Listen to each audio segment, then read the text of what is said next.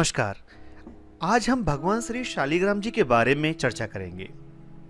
शालिग्राम को भगवान विष्णु का ही एक अवतार माना जाता है।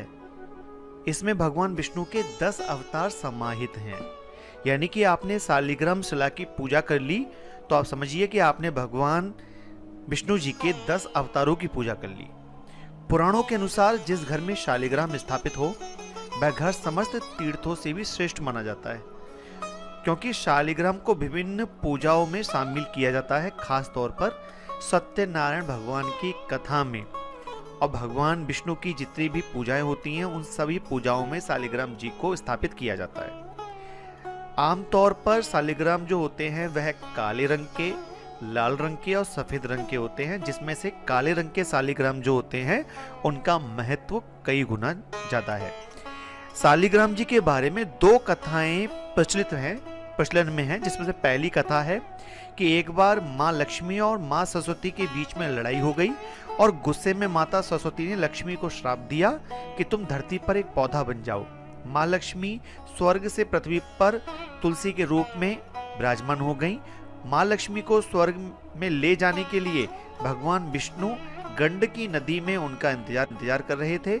उस नदी के कुछ शिला पर भगवान विष्णु की दशावतारों में छाप पड़ गई और वह पत्थर शालिग्राम के नाम से प्रसिद्ध हुए। ऐसी कुछ कथाएं प्रचलन में हैं, लेकिन जो सबसे ज्यादा प्रचलन में कथा है वो इस प्रकार से है कि जालंधर नामक एक दैत्य ने तीनों लोकों में हाहाकार मचा रखा था।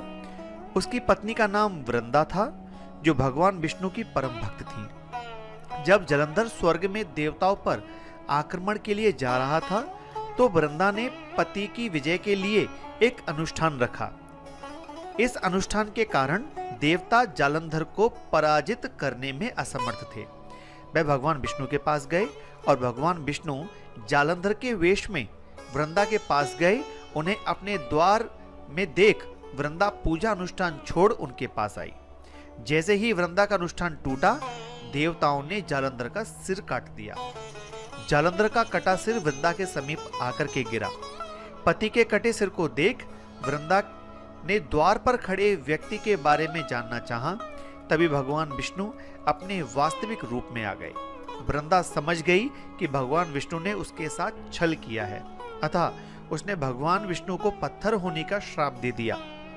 भगवान विष्णु को पत्थर में परिवर्तित देखकर माँ लक्ष्मी रोने लगी और वृंदा से उसके श्राप को वापस लेने का निवेदन करने लगी।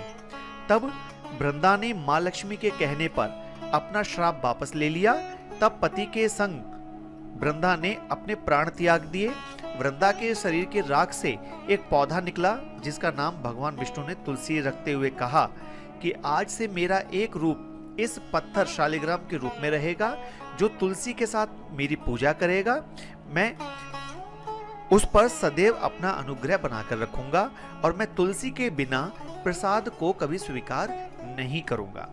स्कंद पुराण के अनुसार शालिग्राम और तुलसी की पूजा करने से विशेष फल की प्राप्ति होती है और प्रति वर्ष कार्तिक मास की द्वादशी को तुलसी और शालिग्राम की पूजा की जाती है। इस पूजा का फल व्यक्ति के समस्त जीवन में पुण्यों और दानों के किए गए फल के बराबर होता है।